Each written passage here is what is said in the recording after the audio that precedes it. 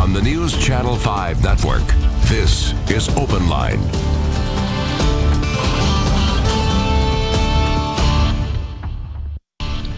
Good evening, everyone. Rory Johnston sitting in the Open Line chair tonight here on News Channel 5 Plus. So glad you're with us. Happy Valentine's Day. Hope you're having a great day and a great evening. We've got a really important hour ahead of us as we talk about what has been a controversial topic here in the state of Tennessee, but it is being brought forth once again at the state legislature, and we are talking about medical marijuana or medical cannabis. And with us is one of the co-sponsors of a new bill that we are going to discuss tonight. We hope that you will call in at 737+ with your questions and comments. And we welcome State Senator Janice Bowling after a long day up on the Hill. So glad to see you. Thank you for spending the time to come out.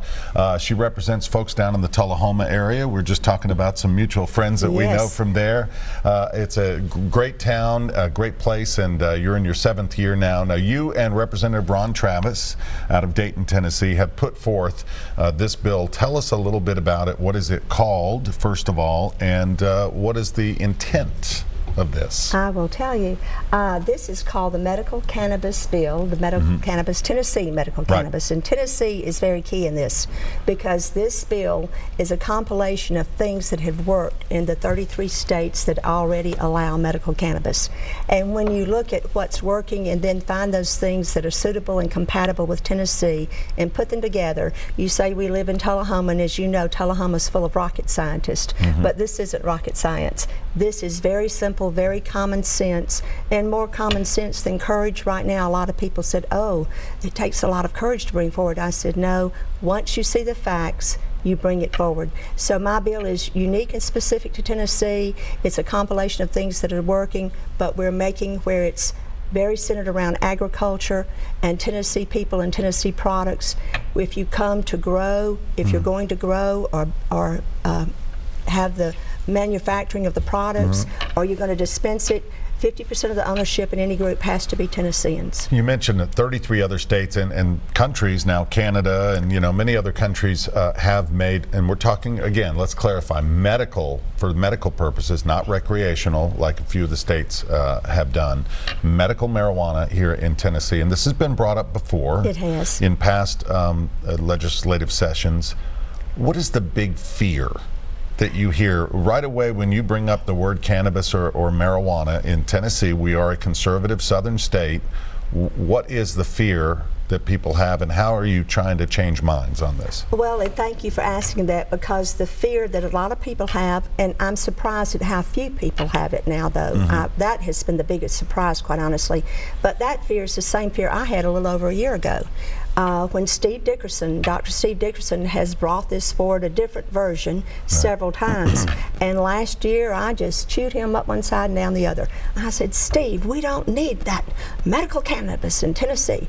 And he said, Janice, just read it. And I started reading and I started studying. And once I started reading and started studying and looking at Israel in particular and the scientific breakthroughs they've made there over 50 years, but they've had it legal for over 20 years. When I started seeing that, Rory, I realized it is not something that is a good bill to carry. This is something that I think at this time is imperative for Tennessee with the opioid crisis. This will do great work to help us get out of that crisis. And I think we're going to get into that too, talking about how things have changed and why maybe more people are more willing at this point. And this opioid crisis, which maybe 5 or 10 years ago we weren't dealing to the extent that we're dealing with it now, especially here in Tennessee and other states, rural areas are just being devastated by the opioid crisis. So we're going to talk a little bit about that, but you talk about just 1 year ago. What was that light bulb moment? Was it just you opening your mind and starting to read the facts and the science behind it? Absolutely. When I study a bill, I try to lay aside my personal prejudices or preconceived notions and really look at the facts. And that's with a lot of bills as they come before us. And this bill was going to come before us in judiciary. So I had a responsibility. The more I read, and especially with the studies in Israel, and especially the fact, do you know that we have an endocannabinoid system in our bodies? and that was discovered in 88 and 92 by Dr. Raphael Mechoulam. A lot of people don't realize that, but we have receptors for the THC and the CBD, and the way it works in our bodies and the way they have in the medical cannabis, God made it. It has all these components that work together, and the THC is needed to fire the CBD in certain conditions, certain illnesses for medical cannabis. The CBD works for a lot of things, and those stores are opened up now because that is no longer scheduled. But this adds some of the THC to the product, and that is what actually, it's like a little bit like diesel on a fire. It gets it going and lets it burn longer and all, but that is what I began to realize, that not only are the 33 states allowing over 2/3 of Americans right now to have access to this, in the states where they have done this, 24.8% reduction in opioid deaths, double digits reduction in criminal, in violent crimes. All the statistics you begin to study. You know, in America, because it was on the controlled substance list, they could not research. The research in Israel was paid for by American tax dollars, a lot of it, not all of it, but a lot of it. That was something I wanted to bring up that I read in my notes, that a lot of people say, well, there's just not enough research. And it's well, we haven't been able to research it here because of the way our narcotics laws are set and the way that drugs are scheduled. Yet overseas they've been doing some research for a long time. Don't you think too that the immediately, and especially here in the South, the more conservative states, we could become, if this passes through the legislature and goes to the governor and he signs it, we could become the first state in the South to do this, and you believe that other states would follow. Does this go all the way back to maybe the 60s, a turbulent time, civil disobedience, the hippies, smoking pot, and and all of the negative, things that the general society looks at? It goes back to when Prohibition put alcohol and marijuana. Marijuana had been a recognized medicinal herb, and it was dispensed in pharmacies and whatever, but they couldn't figure out how to tax it. And quite honestly, then, they didn't understand all the components of this wonderful plant. And as they began to realize how wonderful it is and what it can do, in the 60s, that was, I lived through that, and I did not inhale, I didn't even put it in my mouth, so in the South, we didn't. And our little saying, we don't smoke and we don't chew and we don't run with folks what do. I mean, but that sounds silly, but in truth, there was a lot of truth to that. Flag-waving, God-fearing, freedom-loving people, but that was something that we were told was bad.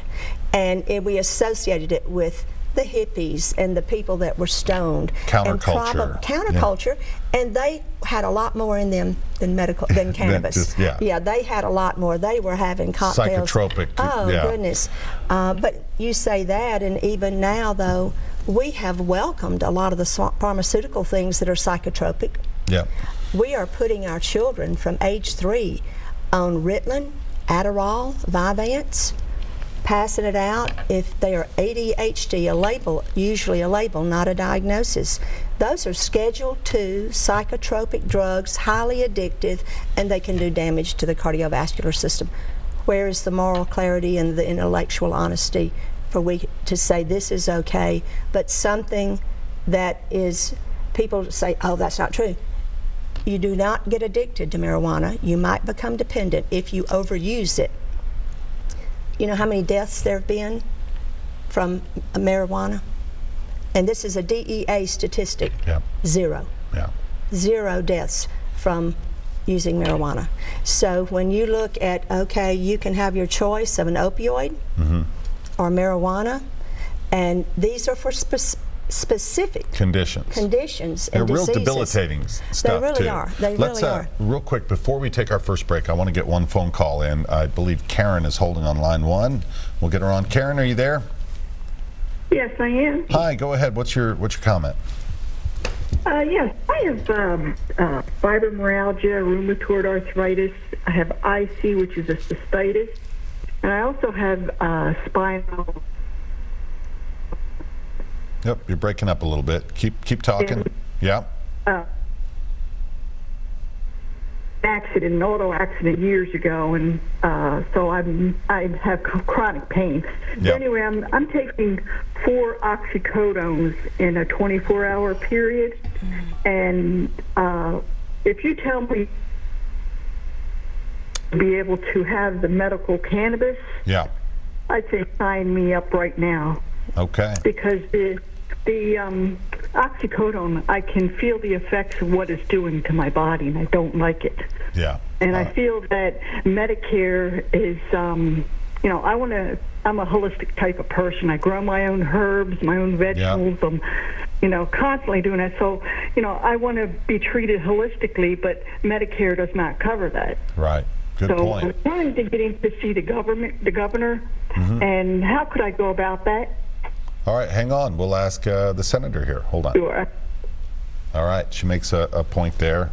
She's suffering, and 4 oxycodone pills a day, that's a lot. That's a lot, and I had an experience. I broke my shoulder a year or so before I ran for the Senate, and I was sent home with a sack full of oxycodone and hydrocodone, and after about 2 weeks, I felt like I was observing my life. And so I quit cold turkey. And after 2 weeks, and I'll say this too, I was not taking the prescribed dosage. I was taking half as many and spreading it out for twice as long, because I don't like the feeling of those. And I felt as though I still was hurting, but I didn't care. Right. And it was just giving me this out-of-body experience. Kind of in a fog. It was. Really can It get in a was fog, not at all pleasant. And so I just quit it, and I told my doctor that I had substituted a recipe a friend gave me from Morgan County that the Hatfields had used for generations, and it worked. It was natural. It was ginger and garlic and things, but they were natural anti-inflammatories. So I took that, and my orthopedic surgeon said, "That's better for you." Yeah. And I said, yeah, and if I don't use all of that, it's got honey and lemon juice in it, I can baste my chicken with it. I mean, the pills are terrible, but I'm glad that she hasn't cut the pill in half. Yeah. A lot of people don't know that it can actually be fatal if you cut it in half. Let's talk a little bit about, especially if it's OxyContin, the timed release. The time release. Then you're in trouble, because it could hit you all at once if you mess with the pill. Let's talk a little bit about, she said, how does she get the governor's ear? And we're going to talk about Governor Lee and his comments early on this. We got to take our first break. We'll be back with more Open Line after this.